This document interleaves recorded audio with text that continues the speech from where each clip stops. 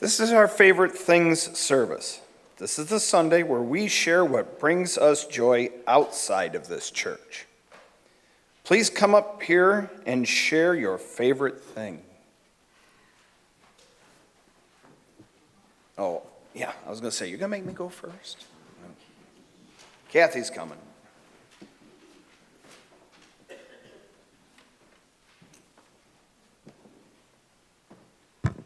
Hi. My favorite thing is many, many things, but to choose one over others, I would just say fabric. This shirt is something my mother made and is now one of my favorites because fabric sometimes can stay longer than my mom because she's no longer with me. This bag was made by my mother-in-law, and so it makes me think of nice things when I think of her. And so just some other things that Vicki asked me to make a fabric bowl. I'm sorry that you're crying, Vicki. Oh, I'm sorry. I bought this fabric bowl at a craft show a couple years ago. Vicki had one, hers was falling apart.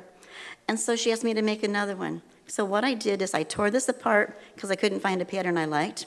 There's one downstairs in the auction that I made after tearing this one apart. So this one is now Vicki's after making the other one as a pattern. So it's really cool to just take a piece of material, and I see Donna's got a blanket, and this fabric is in Donna's blanket, which is now Vicki's bowl. And just one other thing I was going to show you quickly. I had finished this up.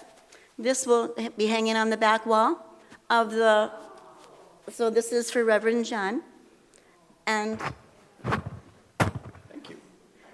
And so this is finished up, and I'll figure out how to hang it. I don't know if they want to do anything special or just me hang it. They'll let me know now that they've seen it that it's done. And in time, we'll figure out what goes here, and maybe I will get to do this, and maybe someone else will.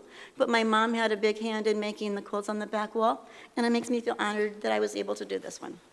So fabric is really awesome stuff. Thank you.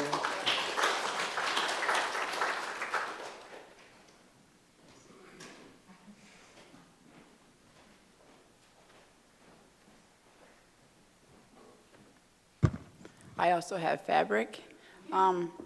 This one my mother made for me for my daughter Maggie, named after my grandma Margaret, with the ladybugs all around the border. Same fabric as hers. Reminds me of the church. Yeah.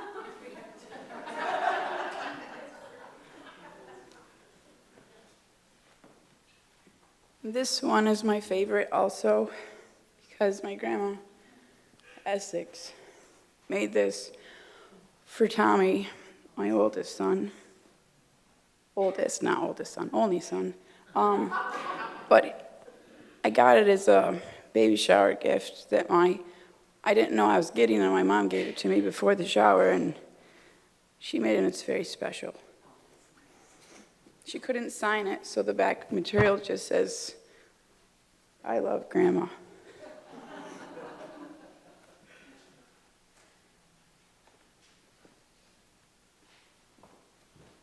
Thank you, Donna. Nobody brought anything to share? Yes, you're right. Okay, good. Yeah. Are they bracelets? No, but Oh, could have been. I know.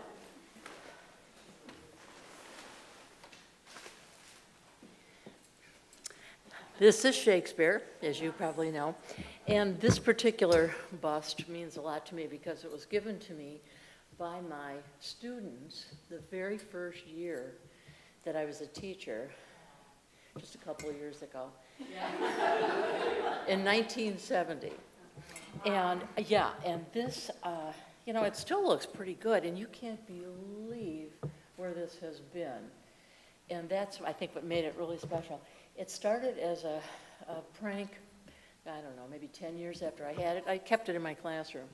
And some mischievous boys took it, and I was very upset. And they started sending me pictures of it. from all over Jackson. I mean, on the railing, by the parlor, by the Cascades, even out at the prison. You know, I couldn't figure out what I was looking at, and you'd see down in the corner, you'd see this thing. And they said, if you want to see this again, leave cookies in front of the library, you know. And of course I did it, and I got it back, and you know, it's sort of this legend grew, and then it started getting kidnapped regularly. And the best one was somebody took it over the summer when their parents took them on a trip out west. This thing was in the corner down by the Golden Gate Bridge. It was by the Grand Canyon.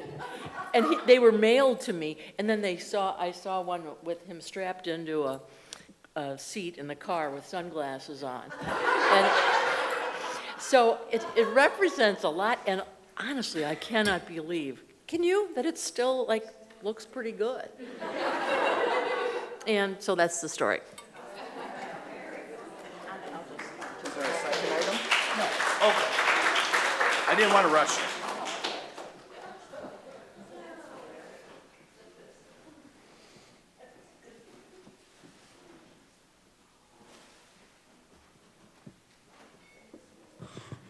So this is my art journal, and about February of 2017, I saw a notice in the Salesman for art journaling class at the Spring Arbor Library, and I thought, well, that sounds cool. I'm going to try that, and I loved it.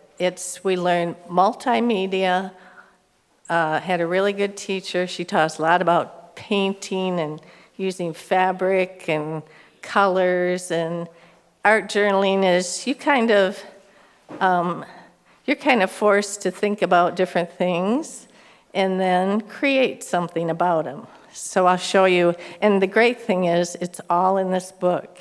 You don't have to come home with big things you're embarrassed about, and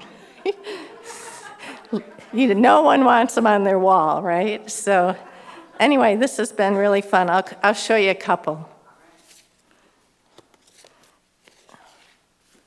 So this one's called Ludington with Malcolm. And it's just almost like a scrapbooking. And after a while, it just becomes natural. At first, you just sit there for a while when she gives you an assignment, but after a while, you kind of just get into it. And that's our badger that we watch. The badger go in and out at Ludington every year. So this is probably my favorite one. We were in the library, which is a convenient place because you can go get books or you can look up on the computer things. So our assignment was to pick a children's book and then pick an illustration from the book. And so this was the book of The Legend of the Sleeping Bear. And I learned this thing about painting with acrylics. If you make a mistake, all you have to do is just keep painting over it till you get it right. It's wonderful. And then another favorite one, I don't know what brought this on, but I painted this haunted lighthouse for Malcolm. And then I took it and had him write a story about it. So here's his story. There's a haunted lighthouse with a witch and a pumpkin for its hat. The ghosts were scared of the trick-or-treaters, and the lighthouse was scared of Pac-Man and his Pac World. Because of the fog, Pac-Man couldn't see anything, but he wanted to eat the ghosts. Instead, he ate a hot dog.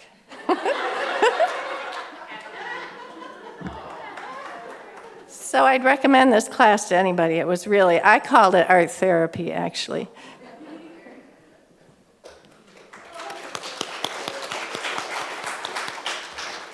And I like the way Malcolm thinks. Good boy. Did anybody else? Brett's got something. Okay, so I kind of forgot that it was Favorite Things Sunday and didn't really bring anything, but I want to talk about something. I have pens and pencils in my purse because I like to sit and doodle, and I also have a pack of colored pencils that I've had since high school, if not middle school, that I just got a new case to organize them in and put them all in rainbow order, and was sharing with my roommate's toddler and teaching her that she takes one out and puts it back in the same spot, because I'm a little OCD about organizing my colored pencils in order so I can find the color I need when I want it. So one of the things that brings me joy is drawing, doodling, coloring pictures. So that's what I wanted to share about.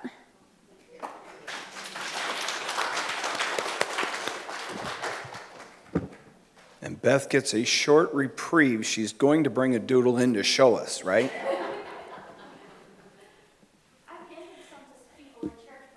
I know, I have one, thank you. It's really, really pretty. Once upon a time, I thought a telephone was for calling people and talking to them in real time, and then we got this. And so, it's probably the first thing I do in the morning, last thing I do at night. Not talking on the phone, because who does that anymore? But all the things it can do. It can text, and it has a calculator, and it can count your steps, and God knows what. It'll tell you the news, and it'll tell you everything. And it lets you take pictures and videos, and that's my favorite part of this favorite thing. So just in case you're interested, I paid a recent visit to my perfect grandson, Theo, who is almost 3, and I have 27 videos.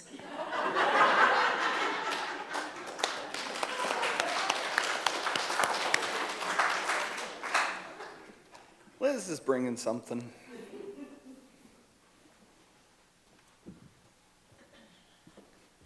One of my favorite things is my home.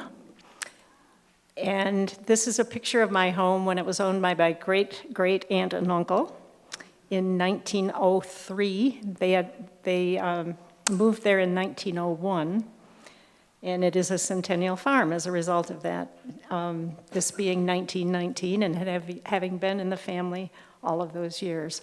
I am buried to my knees in the dirt of this place. Thank you, Liz.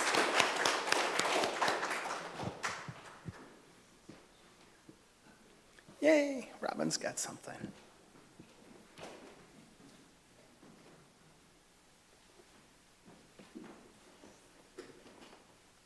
So last night, any thought of any long-term favorite things that I've had in my life was replaced by a trip to the symphony, as Anne mentioned, as a joy today. Going to Ode to Joy, as it was titled last night, was just a soul-lifting, wonderful experience. Anita, Gretchen, to be part of something so much bigger than you are must just be, I just kept thinking of what it must be like to be you in that situation, along with how exhausting it must be. Very intense, but absolutely beautiful. And I'm so impressed that Jackson is able to support our symphony and chorale. It's really wonderful. Anytime you get a chance to go, don't pass it up.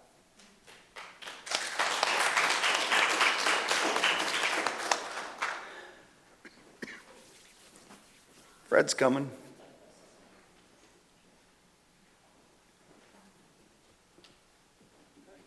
Hi. Well, to follow up what other people have said, the concert last night was really inspiring. This is from the program notes by Bruce Brown.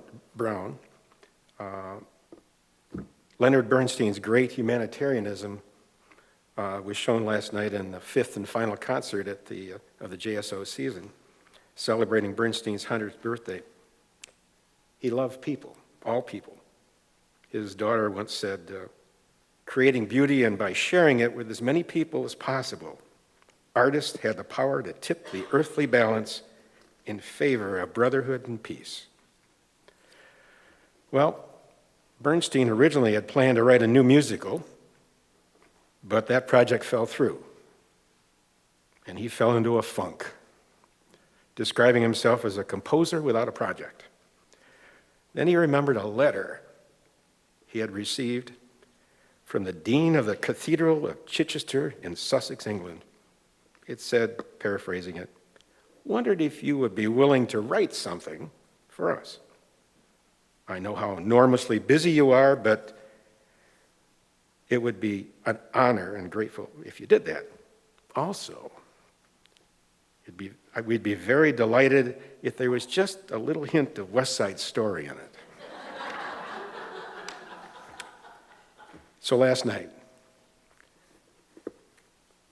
when the orchestra was settled and the choir was settled behind, from the far left wing, the percussion, clear to the basses, the whole stage was filled with orchestra, pushed forward by two large choirs. Then the maestro and the one soloist walked on. This small little fourth grader sat down in a chair right out front. When they started,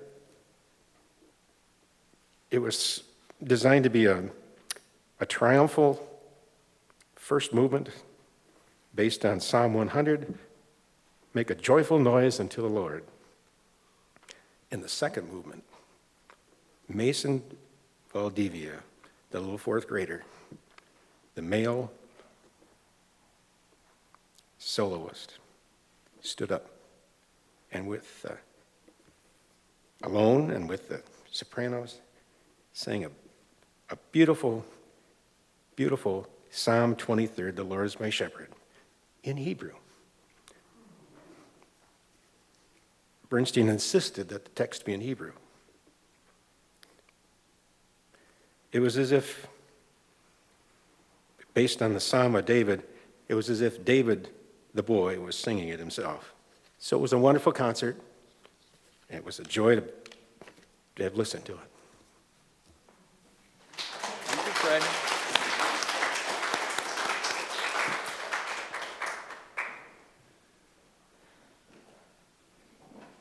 Ooh, I got a pair of you. I'm going to move over a little more.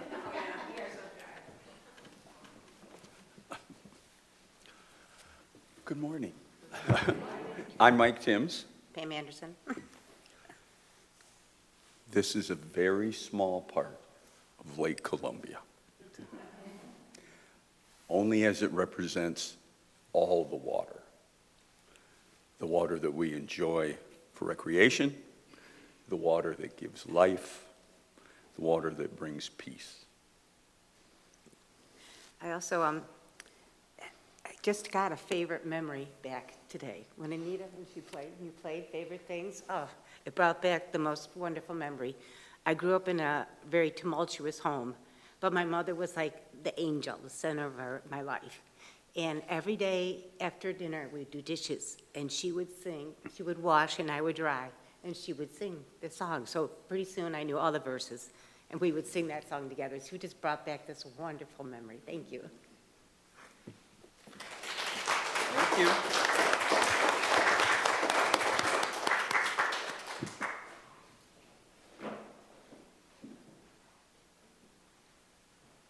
I don't see anybody else jumping to their feet. I'm going to do my own then. I brought this with me. My sister-in-law, Chris's oldest sister, who's no longer with us, gave me this pocket knife one year for Christmas. And it's really sharp and it's really pretty with wood on the sides. And I rarely use this pocket knife. There's only a couple of instances where I would use this pocket knife. Otherwise, it's kept in a special spot. I'm sorry, I was going to start with this story first.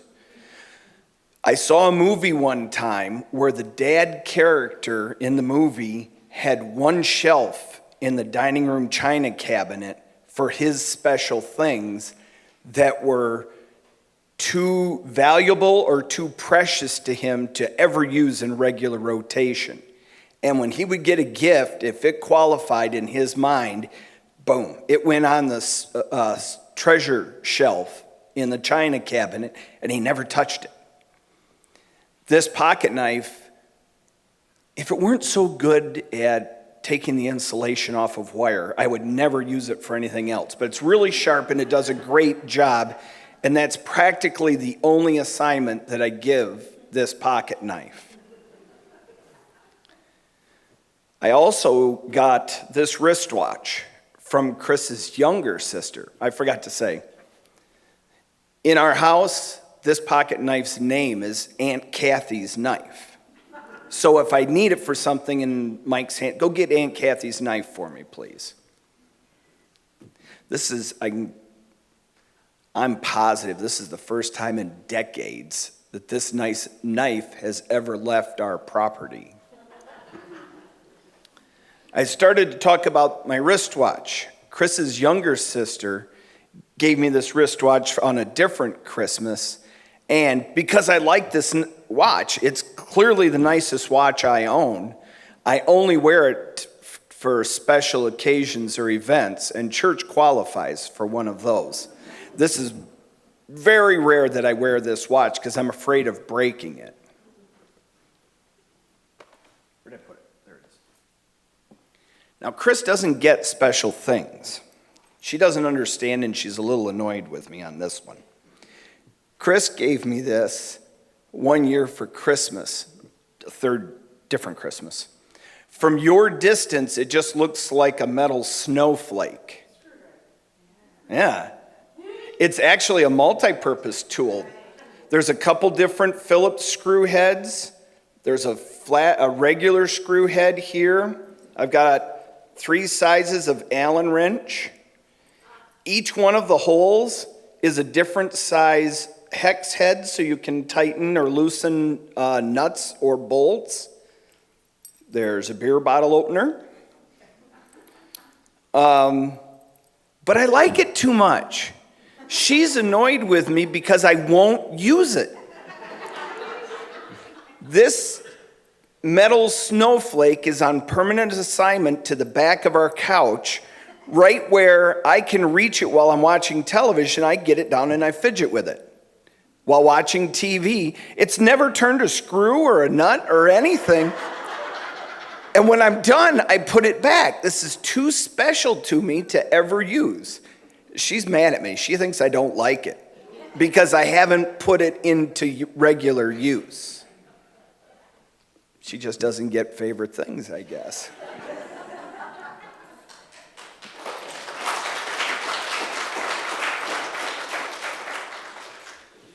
Now, I talked really long. Is there someone else that would like to share something?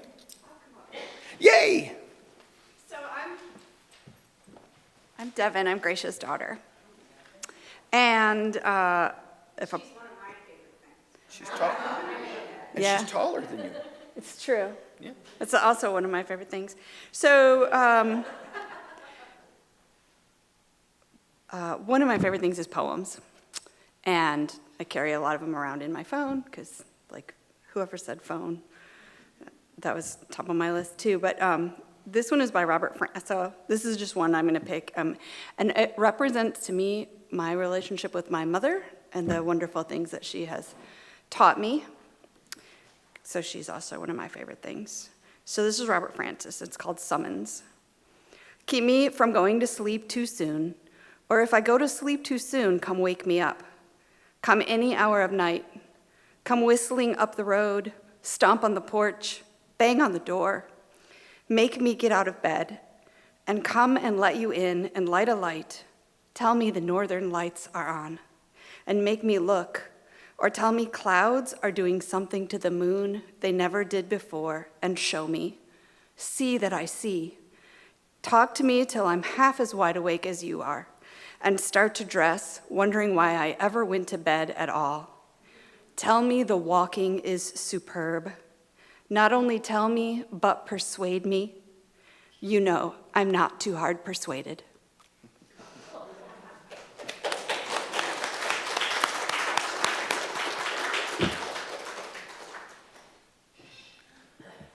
I've never seen Gracia cry, so that's really good.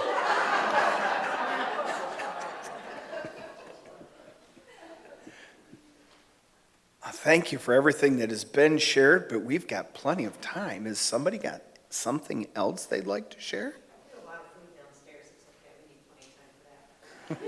So we should cut this short anyways to expand the social. Okay, I can work with that. And shop, yeah, there's silent auction stuff down there. Please rise as you're willing and able to sing hymn 378. We would be one. 318. Who put 378 in my script? You're right, it is 318.